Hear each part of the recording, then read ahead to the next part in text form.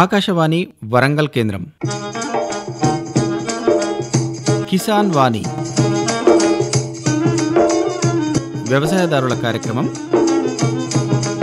ఈ కార్యక్రమాన్ని మీకు సమర్పిస్తున్నవారు కేంద్ర వ్యవసాయ మరియు రైతు సంక్షేమ మంత్రిత్వ శాఖ, భారత ప్రభుత్వం. ఈనాటి కిసాన్ వాణి వ్యవసాయదారుల కార్యక్రమంలో పంటలలో సమగ్ర పోషకాల యాజమాన్య పద్ధతులు ఈ అంశంపై వరంగల్ ప్రాంతీయ వ్యవసాయ పరిశోధనా స్థానం శాస్త్రవేత్త డాక్టర్ సిహెచ్ రాములు గారితో పరిచయ కార్యక్రమం ఉంటుంది. పరిచయకర్త పులుమాటి పంకజ్ మోహన్. అనంతరం మునగ సాగులో తమ అనుభవాలను మనతో పాటు పంచుకుంటున్నారు వరంగల్ జిల్లా కిలా వరంగల్ తూర్పుకోట గ్రామ రైతు వందనపు గిరిధర్. వారిని మనకు పరిచయం చేస్తున్న వారు పులుమాటి పంకజ్ మోహన్. కార్యక్రమంలో ముందుగా వినండి కొన్ని వాణిజ్య ప్రకటనలు. సర్వోత్తమ రైతు పురస్కారం లభించింది హరికి. హరి, మీ విజయ రహస్యం ఏమిటో చెప్పండి. రైతు మిత్రులారా, మీరు కూడా మీ పొలాల్లో అధిక పంటను పండించగలరు. అదెలా? ఎప్పుడు ఏ సమస్య వచ్చినా వెంటనే కలపండి ఈ నెంబరు 1800-150-1551. ఇది ఎవరి నంబర్ బాబు? కిసాన్ కాల్ సెంటర్ది. అక్కడ విశేషజ్ఞులు మీ పొలం సమస్యలకు వెంటనే పరిష్కారం చెప్తారు. అదేంటయ్యా, విశేషజ్ఞులు అన్ని సమయాల్లోనూ దొరుకుతారా? తప్పకుండా దొరుకుతారు. ఏడాదిలో 365 రోజులును, అది కూడా ఉదయం 6 గంటల నుంచి రాత్రి 10 గంటల దాకా. మరైతే ఎక్కువసేపు మాట్లాడితే డబ్బు చాలా అవుతుందిగా. ఖర్చు లేనే లేదు. మొబైల్ పై గానీ ఇతర ఫోన్ తో కానీ కిసాన్ కాల్ సెంటర్ కి ఉచితంగా కాల్ చేయవచ్చు. సలహాకి కూడా ఖర్చు ఉండదు. నిజంగా? 16 అణాల నిజం. రైతు సోదరులారా, పంట సమస్యల గురించి మీ భాషలో వెంటనే సమాధానం కోసం పూర్తి భారతదేశంలో ఏ ఫోన్ నుంచైనా జాతీయ హెల్ప్ లైన్ నంబర్ 1800-180-1551తో ఉచితంగా సంప్రదించండి. రైతు మిత్రుడు కిసాన్ కాల్ సెంటర్. ఇప్పుడు వినండి పంటలలో సమగ్ర పోషకాల యాజమాన్య పద్ధతులు ఈ అంశంపై వరంగల్ ప్రాంతీయ వ్యవసాయ పరిశోధనా స్థానం శాస్త్రవేత్త డాక్టర్ సిహెచ్ రాములు గారితో పరిచయ కార్యక్రమం. పరిచయకర్త పులుమాటి పంకజ్ మోహన్. పంటలలో సమగ్ర పోషకాల యాజమాన్యం గురించి వివరించడానికి ప్రాంతీయ వ్యవసాయ పరిశోధన స్థానం మృత్తికా శాస్త్రవేత్త డాక్టర్ సిహెచ్ రాములు గారు ఈరోజు మన ఆకాశవాణి కేంద్రానికి విచ్చేశారు. వారిని అడిగి పంటలలో సమగ్ర పోషకాల యాజమాన్యాన్ని ఎలా చేసుకోవాలో తెలుసుకుందాం. నమస్కారం అండి డాక్టర్ సిహెచ్ రాములు గారు. నమస్కారం అండి. రైతులకు సమగ్ర పోషకాల యాజమాన్యం గురించి తెలియజేస్తారా? సమగ్ర పోషకాల యాజమాన్యం అంటే ఏమిటి అంటే, సహజంగా ఏ పంటకైనా లేకపోతే ఏ మొక్కకైనా కూడా దాదాపుగా ఒక 17 నుంచి 21 పోషకాలు అవసరం.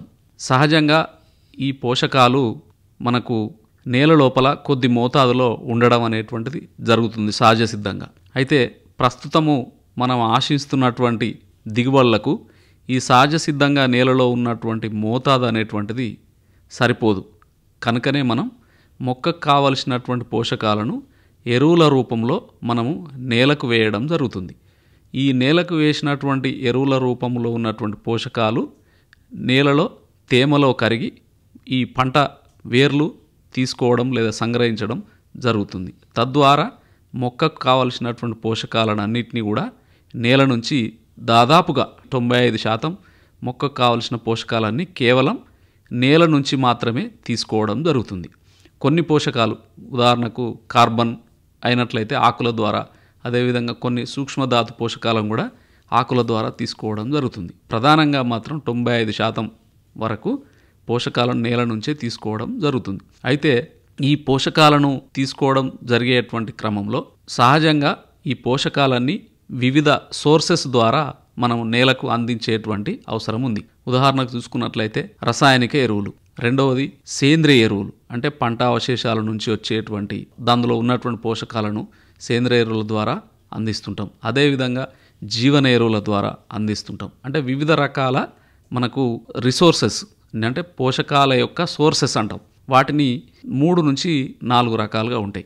వీటిని అన్నిటినీ కలుపుకొని మొక్కల లోపల మనము ఎరువుల యాజమాన్యం కనుక చేసినట్లయితే దీన్ని సమగ్ర పోషక యాజమాన్యం లేదా సమగ్ర ఎరువుల యాజమాన్యం అని పిలుచుకోవడం జరుగుతుంది.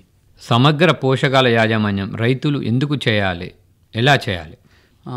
అంటే సమగ్ర పోషకాల యాజమాన్యం వివిధ పంటలలో రైతులు ఎందుకు చేయాలి అంటే, మనము ప్రతి పంటలో కూడా సిఫారసు చేసినటువంటి మోతాదుకు మించి రసాయనిక ఎరువులను రైతులు వాడుకోవడం జరుగుతుంది. అయితే ఇట్లా వాడినప్పుడు మనకు నేల లోపల కొన్ని పోషకాలు ఎక్కువ మోతాదులో నిక్షిప్తమై ఉండడం, లేకపోతే కొన్ని పోషకాలు అవసరం ఉన్నప్పటికీ కూడా నేల లోపల మొక్కకు దొరకకపోవడం, అంటే అసమతుల్యత యాజమాన్యం అంటాం. అంటే అసమతుల్య మొక్కకు కావలసినటువంటి పోషకాలన్నీ కూడా కొన్ని ఎక్కువ మోతాదులో, కొన్ని తక్కువ మోతాదులో, కొన్ని అసలే లభించకపోవడం జరగడం అనేటువంటిది జరుగుతుంది.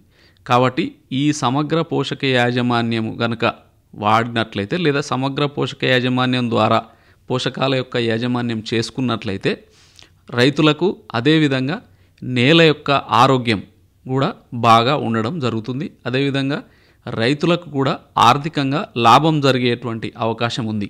కాబట్టి రైతులు ఖచ్చితంగా ప్రతి పంటలో ఈ సమగ్ర పోషక యాజమాన్యం అనేటువంటిది చేసుకోవాలి. ఈ సమగ్ర పోషకాల యాజమాన్యం వలన రైతులకు లేదా భూమికి ఎలాంటి లాభాలు చేకూరే అవకాశం ఉంది? ఈ సమగ్ర పోషకాల యాజమాన్యం అంటే ఏమిటి అంటే, మనకు పోషకాల యొక్క రిసోర్సెస్ అన్నీ కూడా సమగ్రంగా, అంటే ఇంటిగ్రేటెడ్ న్యూట్రియంట్ మేనేజ్మెంట్ అంటాం. అంటే మనము వేసేటువంటి రసాయనిక ఎరువులలో దాదాపుగా సగం వరకు రసాయనిక ఎరువులను తగ్గించుకొని మిగతా సగము వివిధ రూపాలలో పోషకాలను ఇచ్చేటువంటి ఎరువుల ద్వారా మనము చేసుకున్నట్లయితే రైతుకు బాగా లాభం జరుగుతుంది. అదేవిధంగా నేలకు, అంటే నేలలో ఉన్నటువంటి సూక్ష్మజీవులు కానీ నేల లోపల ఉన్నటువంటి వివిధ జీవులకు కానీ మనకు ఈ సమగ్ర పోషక యాజమాన్యం ద్వారా ఎక్కువ లాభం జరుగుతుంది. అదేవిధంగా నేలలో ఉన్నటువంటి జీవ వైవిధ్యాన్ని కూడా సంరక్షించడం అనేటువంటిది జరుగుతుంది. ఈ సమగ్ర పోషకాల యాజమాన్యంలో భాగాలు ఏమైనా ఉంటాయా? అవి ఏమిటి? ప్రధానంగా సమగ్ర పోషకాల యాజమాన్యంలో దాదాపు 3 నుంచి 4 భాగాలు, అంటే భాగాలంటే రిసోర్సెస్. మొట్టమొదటి రిసోర్స్ ఏంటంటే న్యూట్రియంట్స్కి, అంటే పోషకాలకు, మొక్కకు కావలసినటువంటి పోషకాలకు ప్రధానమైనటువంటి రిసోర్సు నేల. అంటే నేలలో సహజ సిద్ధంగా కొంత భాగం పోషకాలు ఉంటాయి. అది మొట్టమొదటిది. రెండవది రసాయనిక ఎరువులు. రసాయనిక ఎరువులు మొక్కకు కావలసినటువంటి పోషకాలను రసాయనిక ఎరువుల రూపంలో మనం నేలకు అందించడం జరుగుతుంది. నేలలో అవి కరిగి మొక్క తీసుకోవడం అనేటువంటిది జరుగుతుంది. రెండవది. మూడవది రిసోర్స్ ఏంటిది అంటే సేంద్రియ ఎరువులు. సేంద్రియ ఎరువులు అంటే పెంట, పేడ, vermi compost, city compost, urban compost. అంటే సేంద్రియ ఎరువుల ద్వారా, అంటే పంట యొక్క అవశేషాల ద్వారా కానీ, లేదా జంతువుల యొక్క అవశేషాల ద్వారా కానీ, జంతువుల ద్వారా వచ్చేటువంటి వ్యర్థ పదార్థాల ద్వారా కానీ, మొక్కల ద్వారా లేదా పంటల ద్వారా వచ్చేటువంటి వ్యర్థ పదార్థాల అన్నిటినీ మనము సేంద్రియ పదార్థాలు లేదా సేంద్రియ ఎరువులు అని అంటాం. ఇది మూడవ కారకం. నాలుగవది జీవన ఎరువులు. జీవన ఎరువులు అంటే మైక్రోబియల్ ఫర్టిలైజర్స్ అంటాం. మైక్రోబియల్ ఆర్గానిజమ్స్ అంటే సూక్ష్మజీవుల ద్వారా తయారు చేసినటువంటి ఎరువులను జీవన ఎరువులు అని చెప్తాం. అంటే ప్రధానంగా మనకు ఈ సమగ్ర పోషకాల యాజమాన్యంలో 4 కారకాలు, అంటే 4 రిసోర్సెస్. మొట్టమొదటిది నేల, రెండవది రసాయనిక ఎరువులు, మూడవది సేంద్రియ ఎరువులు, నాలుగవది జీవన ఎరువులు. ఈ 4ని మనం పర్సంటేజ్, అంటే రసాయనిక ఎరువులు 50%, మిగతా 3ని 50% కనుక తీసుకున్నట్లయితే దీన్ని మనం హోల్గా మనం సమగ్ర పోషకాల యాజమాన్యం అని చెప్పుకోవడం జరుగుతుంది. సమగ్ర పోషకాల యాజమాన్యంలో భాగాలు, వాటిలో పోషకాల సాంద్రత ఎలా తెలుసుకోవాలి రైతులు? సమగ్ర పోషకాల యాజమాన్యంలో మనకు భాగాలు ప్రధానంగా 4. మొట్టమొదటిది నేల. వాటిలో ఉన్నటువంటి పోషకాల సాంద్రత అంటే నత్రజని కానీ, భాస్వరం కానీ, పొటాషియం కానీ, అదేవిధంగా సూక్ష్మధాతు పోషకాలైనటువంటి ఐరన్, కాపరు, జింకు, మ్యాంగనీసు, బోరాను, మాలిబ్డినం, అదేవిధంగా ద్వితీయ పోషకాలైనటువంటి కాల్షియము, మెగ్నీషియము, సల్ఫర్. అంటే వీటి మోతాదు ఎంత ఉంది అంటే మనకు 50% రసాయనిక ఎరువులు, అదేవిధంగా 50% ఈ మిగతా 3ని కలిపి సమగ్ర పోషక యాజమాన్యంలో వాడతాం. కాబట్టి ఒరిజినల్గా నేల లోపల ఈ పోషకాల లభ్యత ఎంత ఉంది అనేటువంటిది తెలుసుకోవాలి. అంటే మనము సాయిల్ టెస్ట్ చేసుకోవాలి. సాయిల్ టెస్ట్ చేసుకున్నట్లయితే ఈ పోషకాలకు సంబంధించి వాటి యొక్క మోతాదు ఎంత ఉంది, ఈ మోతాదు తెలిసిన తర్వాత మనము ఆ మొక్కకు లేదా ఆ పంటకు ఎంత పోషకం వేయాలి అనేటువంటిది తెలుస్తుంది. ఉదాహరణకు ఒక నేల లోపల ఒక 50 కేజీల నత్రజని ఉన్నదనుకోండి, మనం వేయాల్సింది పంటకు ఒక 80 కేజీలు వేయాలి. అంటే ఆల్రెడీ మనకు నేల లోపల 50 కేజీలు ఉంది కాబట్టి వేయాల్సింది 80 కాబట్టి మిగతా వేయవలసినటువంటి 30ని మనం డిసైడ్ చేసుకుంటాం. అంటే బేసిక్గా మనకు నేల లోపల మొక్కకు కావలసినటువంటి పోషకాల లభ్యత ఎంత ఉంది అనేటువంటిది తెలుసుకోవాలి. రెండవది, రసాయనిక ఎరువుల లోపల సహజంగానే మనం వాడేటువంటి ఎరువుల బస్తాల పైననే పోషకాల యొక్క కాన్సన్ట్రేషన్, అదేవిధంగా సాంద్రత అంటాం. ఉదాహరణకు చూసుకున్నట్లయితే యూరియా నత్రజని 46% ఉంటుంది. అదేవిధంగా డిఏపి నత్రజని 18%, 46% భాస్వరం ఉంటుంది. అదేవిధంగా పొటాషియం ఎంఓపి 60% పొటాషియం ఉంటుంది. అదేవిధంగా కాంప్లెక్స్ ఎరువులు 20-20-0-18 కానీ 20-20-0-13 కానీ మనకు బస్తాల మీద కూడా ఆటోమేటిక్గా మనకు ఆ పోషకాల సాంద్రత గుర్తించబడి ఉంటుంది. ఇది రెండవది. మూడవది, సేంద్రియ ఎరువులలో కూడా మనం సాంద్రతను, పోషకాల యొక్క సాంద్రత ఎంత ఉంటుంది. సహజంగా నత్రజని గనక మన పెంటలో గనక చూసుకున్నట్లయితే 0.5 to 0.7 వరకు ఉంటుంది.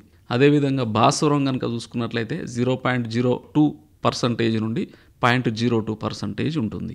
అదేవిధంగా పొటాషియం కనుక చూసుకున్నట్లయితే 0.1 to 1% ఉంటుంది. మనకు సహజంగా ఎంత మోతాదులో మొక్కకు కావలసినటువంటి పోషకాల సాంద్రత ఉంటుంది అనేటువంటిది తెలియాలి. అదేవిధంగా జీవన ఎరువులలో ఒరిజినల్గా వాటి మీద కాన్సన్ట్రేషన్ ఉండదు, కానీ జీవన ఎరువులలో సహజంగా పోషకాలను మనం వేయం. జీవన ఎరువులను నేలకు అప్లై చేయడం అంటే ఏంటంటే, ఈ జీవన ఎరువులు ఏం చేస్తాయంటే నేల లోపల పోషకాలు ఉండి అవి లభ్యం కానటువంటి స్థితిలో, అంటే మొక్కకు అందలేనటువంటి స్థితిలో ఉన్నటువంటి పోషకాలను ఈ సూక్ష్మజీవుల ద్వారా తయారు చేసినటువంటి జీవన ఎరువులు ఏవైతే ఉంటాయో అవి మొక్కకు అందే రూపంలోకి మారుస్తాయి. కాబట్టి వీటిలో ఉన్నటువంటి పోషకాల సాంద్రత అనేది మనకు ఎక్కడ చెప్పలేము. కాకపోతే ఎంత పర్సంటేజ్, అంటే ఎంత మోతాదు వరకు ఇవి పోషకాలను నేలలో లభ్యంగా లేనటువంటి పరిస్థితి నుంచి లభ్యమయ్యేటువంటి స్థితికి మారుస్తాయి అనేటువంటిది మనం చెప్పుకోవచ్చు. ఉదాహరణకు భాస్వరాన్ని కరిగించేటువంటి బ్యాక్టీరియా ఉంది.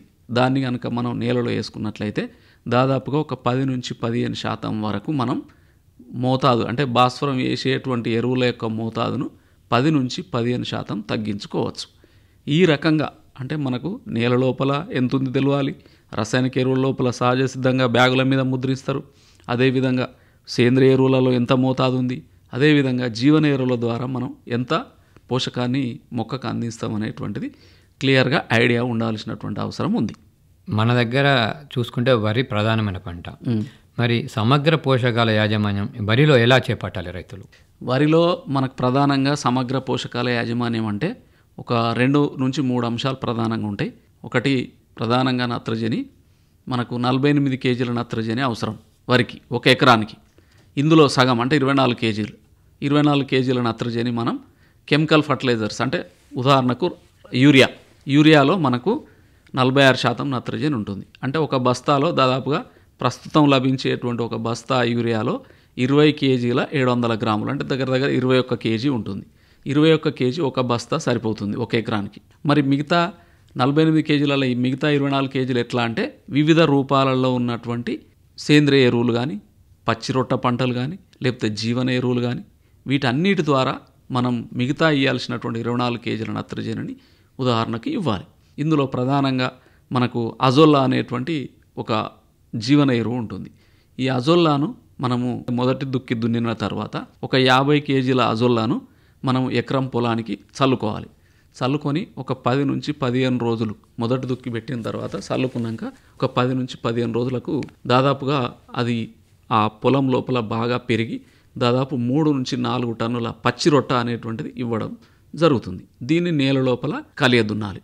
ఇది కనుక వీలు కానట్లయితే మే నెల లోపల ఏదైతే వర్షాలు ఉంటాయో, వర్షాలు పడ్డప్పుడు సహజంగా జనుము కానీ, జీలుగ కానీ, పెళ్లిపిసర కానీ, పెసర్లు కానీ ఇవి మనం వరి పంటకు ముందుగా చల్లుకోవాలి. చల్లుకుంటే మళ్ళీ మనం జూలై 10 నుంచి నాట్లు వేయడం జరుగుతుంది. కాబట్టి పచ్చిరొట్ట పంటలను వేసుకున్నట్లయితే అవి దాదాపు 40-45 రోజుల లోపల మంచి ఫ్లవరింగ్కి వస్తాయి.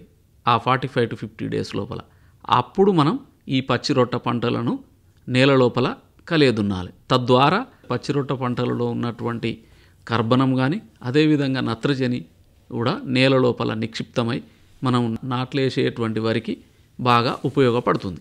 ఇది అంటే ఈ రకంగా మనం ఉదాహరణకి 24 కేజీల నత్రజని యూరియా ద్వారా, మిగతా 24 కేజీల నత్రజనిని వివిధ సోర్సెస్ ద్వారా ప్రధానంగా నేల, అదేవిధంగా పచ్చిరొట్ట పంటలు, అదేవిధంగా అజొల్లా, అదేవిధంగా మిగతా లాభం కలిగించేటువంటి సూక్ష్మజీవన ఎరువుల ద్వారా మనం ఈ నత్రజనిని సబ్స్టిట్యూషన్ చేసుకున్నట్లయితే నత్రజనికి సంబంధించి మనం సమగ్ర పోషకాల యాజమాన్యం ఫాలో అయినట్టు. అదేవిధంగా భాస్వరానికి సంబంధించి అన్ని నేలలలో సహజంగా మన ప్రాంతంలో భాస్వరం నిల్వలు అనేటువంటి ఎక్కువగా ఉన్నాయి.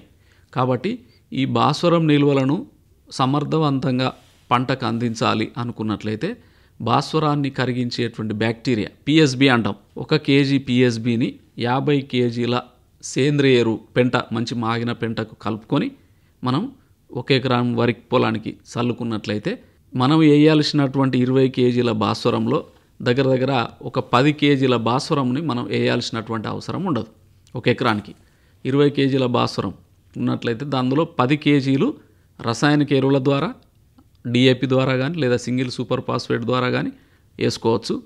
అదేవిధంగా మనకు మిగతా సగభాగం పిఎస్బి ద్వారా మనము నేలకు వేసినట్లయితే మనకు ఏ నేలలు అయితే ఎక్కువ మోతాదులో భాస్వరం నిల్వలు ఉంటాయో దాదాపుగా 75% వరకు మనకు ఆదా అవడానికి ఆస్కారం ఉంటుంది.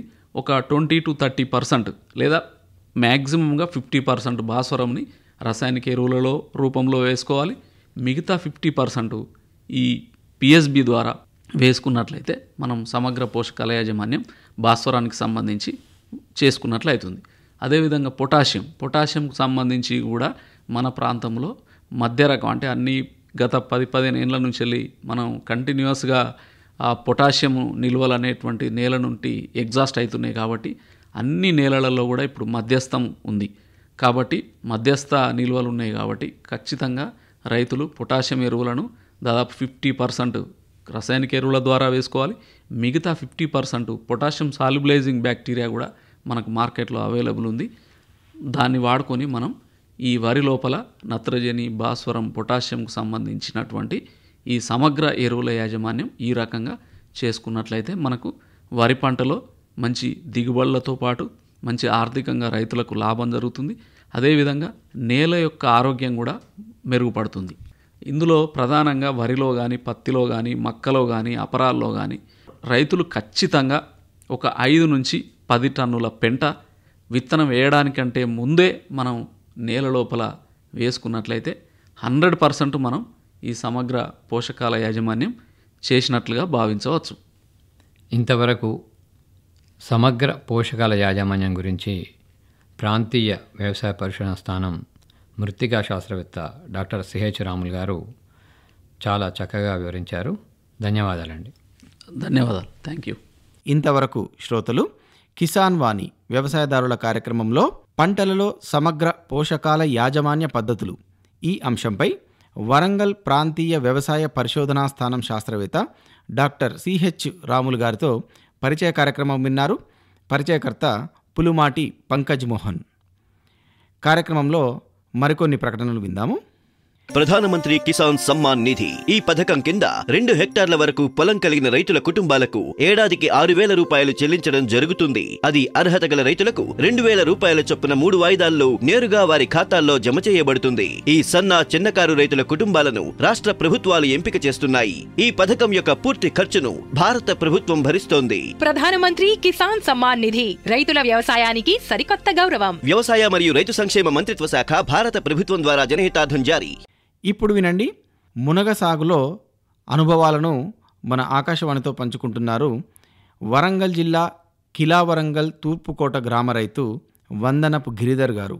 వారిని మనకు పరిచయం చేస్తున్నవారు పులుమాటి పంకజ్ మోహన్. నమస్కారం అండి, వందనపు గిరిధర్ గారు. చెప్పండి. మీరు కిలావరంగల్ తూర్పుకోటలో మునగ పెట్టారు కదా, ఇది ఎప్పుడు పెట్టారు? ఇది మీరు ఎన్ని రోజులు అవుతుంది? పోయిన ఆగస్టు 31 తారీఖు పెట్టాం. ఆగస్టు 30 తారీఖు పెట్టాం. ఆగస్టు 30 తారీఖు పెట్టారు. ఇది పోయిన సంవత్సరమేనా? సంవత్సరమే. యాక్చువల్లీ ఏంటంటే ప్లాంట్లో పెట్టించాం. ప్లాంట్లో పెట్టించి తీసుకొచ్చాం 1 month. ప్లాంటేషన్ కానీ బాగా కొద్దిగా పెంచాం, ఎందుకంటే ఇక్కడికి వస్తే వాటర్ ప్రాబ్లం అప్పుడు అని చెప్పి పెట్టించాం. అంటే ఎంత హైట్ మొక్కలు తెచ్చుకున్నారు మీరు? మనకు ఫీట్ అంతే. ఫీట్ అంటే 22-23 రోజుల టైంలో తీసుకొచ్చాం. ఫీట్ కొద్దిగా తక్కువనే ఉంటుంది. 10 ఫీట్లు అడ్డం ఇచ్చేసి 5 ఫీట్ల కొట్టే వేసాం. 5, 7 7 ఫీట్లకు ఒక ముక్క ఫీట్లకు పెట్టాము. అడ్డం వచ్చి 10 ఫీట్లు పెట్టాము. 10 ఫీట్ల మధ్యలో ఖాళీ వదిలిపెట్టాము. ఎందుకంటే ట్రాక్టర్ పోవడానికి సాలు అంటే లైన్ మధ్య 10 ఫీట్లు ఉండి ఇప్పుడు కాపు ఇప్పుడు స్టార్ట్ అయ్యి దాదాపు 2 నెలలు అవుతాను. 2 నెలల నుండి కాత వస్తుందా మీకు? 2 నెలల నుంచి కాత వస్తుంది. ఇప్పుడు ఆగింది మళ్ళీ, అంటే ఇంకొక 5 days 10 days పడుతుంది మళ్ళీ రావడానికి. అంటే ఈ మునగ మొక్కలు తెచ్చినప్పుడు మీరు ఎట్లా పెట్టుకున్నారు దీన్ని? భూమిని ఎట్లా చేసుకున్నారు బలం కావాలంటే? భూమి ఆల్రెడీ ఆవు పెంట వేసాం, ఇక్కడ పక్కనే వాళ్ళది ఆవు పెంట, అది ఉంది మేకలతో లేదా ఒక ట్రాక్టర్ పంపించాను. ఇప్పటికైతే మందు వేయలేదు. ఇప్పుడు ఈ సీజన్ అయిపోతే చూడాలి. ఇక మందు వేయకుండానే ఇప్పటి వరకు ఇప్పుడైతే వస్తుంది. ఆకు కూడా తెంపుతాం మేము, ఆకు కూడా తెంపి అమ్ముతాం. కేజీ 1200 అట్లా అమ్ముతాము. ఎక్కువ ఆగే. ఇక మునగా అంటే ఇప్పుడు మొన్నటి దాకా రేట్ లేదు. అంటే మొక్క ఎదిగి పూత దశ రావడానికి ఎన్ని రోజులు పడుతుంది? కరెక్ట్గా 6 నెలలు, 6 నెలల 20 రోజులు అటు ఇటు. మేము తెచ్చిన ప్లాంట్లకి వెళ్ళి తెచ్చిన తర్వాత 3 నెలలకే పూత పడింది. అంటే దాదాపు తొందరనే వచ్చింది గ్రోత్. అంటే ఇప్పుడు వాటర్ మాకు బావి ఉంది, దానివల్ల తొందరగా వచ్చింది పూత. వస్తుందా? 6 నెలలు కాదు, 4 monthsకి వచ్చేస్తుంది పూత. అంటే మేము 20-25 days దాంట్లో ప్లాంట్లో పెట్టి తెచ్చాం కాబట్టి 5 months పూత వచ్చినట్టే. కాత పడేసరికి 6 నెలలు కంపల్సరీ. 6 నెలలకు కంపల్సరీ చేతికి వస్తుంది పంట. అంటే ఎన్ని రోజులు తక్కువ వస్తుంది? ఫస్ట్ తక్కువ వస్తుంది. 9 months 10 months వచ్చేసరికి మీకు కాత అందుకుంటుంది. ఈసారి అయితే ఏం పురుగులు ఏం పట్టలేదు మనకు. అంటే ఫర్టిలైజర్ వాడలే ఎక్కువ. ఫర్టిలైజర్ పురుగు మందులు వాడలే వీటికి. ఇప్పటి మటుకు అయితే వాడలేదు. ఇప్పుడు పూత బాగా వచ్చింది. ఇప్పటికైతే పూత కూడా బాగా కనబడుతుంది ప్రతి మొక్క మీద కూడా. పూత చాలా బాగుంది, రాలుతుంది. ఇప్పుడే పూత రాలుతుంది కాబట్టి ఇంగువ తీసుకొచ్చేస్తాం. ఇది ఎల్జీ తీసుకొస్తాం. యాక్చువల్గా ముద్ద ఇంగువ ఉంటుంది. దానికన్నా వాళ్ళని అడిగితే ఉన్నారంటే ప్యాకెట్లే బెస్ట్, ఘాట్ ఎక్కువ ఉంటుంది కాబట్టి మీరు ఇదే తీసుకోపోండి అంటే అవి తీసుకొచ్చాం. ఇంకో 2 days తర్వాత ఇక కలుపు తీస్తున్నాం. కలుపు తీసినాక వేసేస్తాం. ఇంగు వేస్తే పూత రాలేదు. బిఫోర్ వేద్దాం కానీ మొన్నటిదాకా వర్షాలు లేవు కదా, మనం నీళ్లు పెట్టాం. అయితే కలుపు బాగుండు ఇట్లా కాలువలు తీపిచ్చాం. ఇప్పుడే తీపిచ్చి ఇంగువ పెడితే పూత తొందరగా రాలిపోదు. అది అందు గురించి. అంటే ఇంగువ ఎన్ని రోజులకు ఒకసారి పెట్టాలి? అవసరం లేదు, పూత రాకముందే వేయాలి. కానీ ఇంతగానం పోతుందని మనకు తెలియదు కాబట్టి వేస్తాం. ఫస్ట్లో వేసాం, ఏది నవంబర్లో వేసాం. అప్పుడు దానివల్ల ఆగింది పూత మంచిగానే. ఇప్పుడు ఈ 5 daysలో వేస్తాం. ఇక మళ్ళీ పూత రాలకుండా ఇంగువ వాడితే బాగా పనిచేస్తుంది. ఇప్పుడు సహజమైన పద్ధతిలో మీరు పండించాలనుకుంటున్నారు ఎక్కువగా? అంతే. పూతకు ఎవరైనా కానీ ఇంగువ మెయిన్. ఇంగువ వాడితేనే బెస్ట్. దానికి వేరే మందులు వాడితే అది గ్రోతింగ్ కాదు. ఎందుకంటే మళ్ళీ ఈ తేనెటీగలు వచ్చి వాలవు కాబట్టి ఇంగువనే వాడాలి. మనకు తేనె తట్టలు కూడా ఇక్కడ ఉంటాయి, 7-8 ఉంటాయి. అందుకని మనకు పూత బాగా. ఈ తేనె పురుగుల వల్ల ఏమవుతుంది అంటే గ్రోతింగ్ మంచిగా వస్తుంది అన్నట్టు. తేనెటీగల వల్ల మీకు అక్కడ ఒకటి ఈ చెట్టు కూడా ఉన్నది, అక్కడ ఒక 3-4 ఉంటాయి. వాటి వల్ల మీకు మంచి గ్రోత్, సంపర్కం బాగా మంచిగా వస్తుంది. పూత రాళ్ళు అంటే మరి అదే చూస్తున్నాం. రేపు ఎల్లుండి వేయాలి. అంటే ఈ మునక్కాయలను ఎట్లా కోస్తా ఉంటాం? అంటే ఎన్ని రోజులు? 10 days 5 days. అంటే ఖాత చూస్తే తెలుస్తుంది. మొన్ననేమో 3 daysకి ఒకసారి కోసాము. ఇక ఫస్ట్లోనేమో 10 days. అంటే ఖాత మనకు వచ్చే గ్రోతింగ్ బట్టి. ఎందుకంటే మనం వీళ్ళని వర్క్ కూలలో పెడితే మనకు వర్కౌట్ కాదు. ఎందుకంటే 200-250 అట్లా 300 దాకా ఉంటుంది. ఇక 1 day హాఫ్ డే వచ్చి చేస్తా అంటే దానిలో రావాలి కదా. ఒక్కరు వచ్చి తెంపేటట్టు ఉండదు. కనీసం 4 members అట్లా ఉండాలి. అయితే ఒకసారి గుత్తా ఇస్తాం 1000-1500 అట్లా క్రాప్ని బట్టి. ఇప్పుడు రాలే కానీ ఇప్పుడు నెక్స్ట్ ఈ సీజన్లో నవంబర్-డిసెంబర్లో బాగానే ఉంటుంది. అప్పుడు బాగా వస్తుంది ఇన్కమ్. అంటే ఒక 4-5 రోజులు మంచి కనుక ఖాతా ఉంటే 3-4 రోజులు తెంపుతా ఉండాల్సిందే. దొడ్డు ఉంటేనే తెంపుడు. అంటే కాయని బట్టి తీసుకొని తెంపుకోవాలి. 3 daysకి ఒకసారి తెంపితే రాదు. గ్రోతింగ్ ఉండాలి. మరీ లేతే పోవు, మరీ ముదురు పోవు. మీడియం ఉండాలి. సైజు కూడా పర్ఫెక్ట్ సైజు ఉండాలి. బాగా పెద్దగా ఉంటే పోవు, బాగా లావు ఉంటే పోవు. ఆ కాయను చూసి మీరు తెంపుతా ఉంటారు? అంతే, కాయను చూసి తెంపుడే. ఇక హైట్ పోతే అంటే హైట్ రావు ఎక్కువ. మనది 5 feet హైట్, 8 feet హైటే. ఇక ఎక్కువ పోతే ఏంటంటే కట్ చేస్తాం పైన గ్రోతింగ్, పైకి లేవకుండా.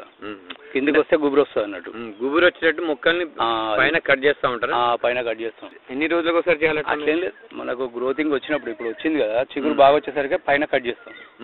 హైట్ పోతే మనకు పూత సరిగా రాదు, ఖాతా రాదు, మొత్తం చెట్టుకే బలం పోతుంది. కాబట్టి ఏంటంటే పైన కట్ చేస్తే గుబురు వస్తుంది, తెంపడం కూడా ఈజీ అవుతుంది.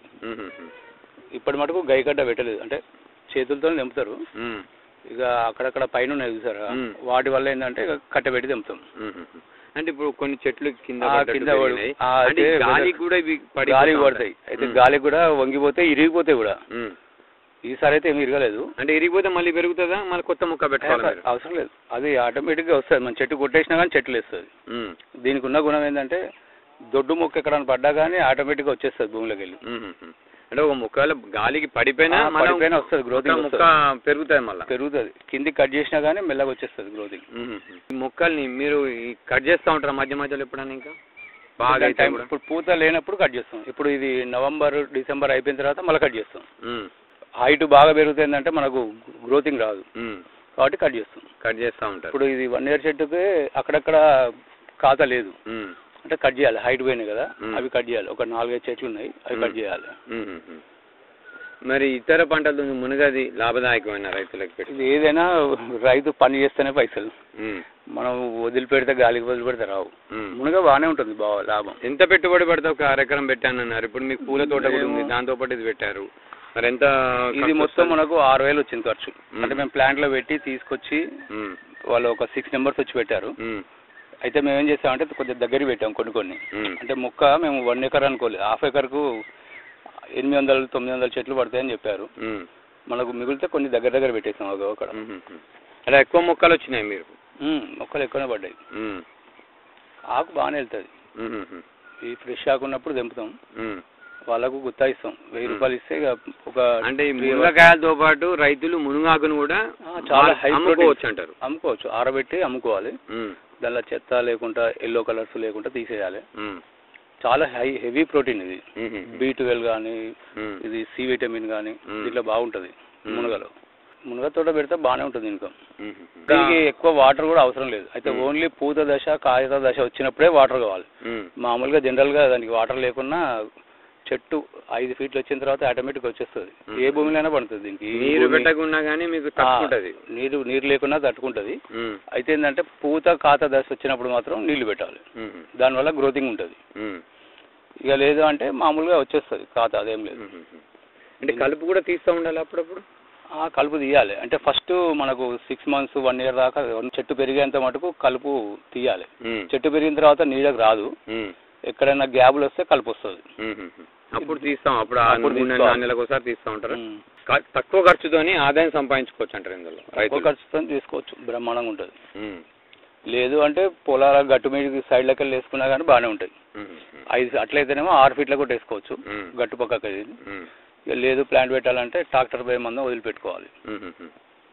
మధ్య మధ్యలో ట్రాక్టర్ పోయే విధంగా వదిలిపెట్టుకొని మొక్కలు వరుసగా పెట్టుకుంటే సరిపోతుంది. లేదు ట్రాక్టర్ పోయిన ప్లేస్ లేదంటే చిన్నది ఇది రోటివేటర్ ఆ సైజు పట్టేదానికన్నా కొంచెం 8 feet పెట్టుకొని కూడా మనం రోటివేటర్తో కొట్టుకోవచ్చు. ఇది 5 kV తో కానీ 7.5 కానీ మన దగ్గర 3 ఉన్నాయి. 2 kV ఉంది, 7 HP ఉంది, ఇంకోటి కటింగ్ ఉంది. 3 ఉన్నాయి మొత్తం. ఇవన్నీతో మీరు పనులు చేసుకుంటే వీటిని ఇప్పుడు మునగను పెంచుతూ ఉన్నారు. ఈ మునగ తోట లాభదాయకం అంటారు? మునగ తోట బాగానే ఉంటుంది.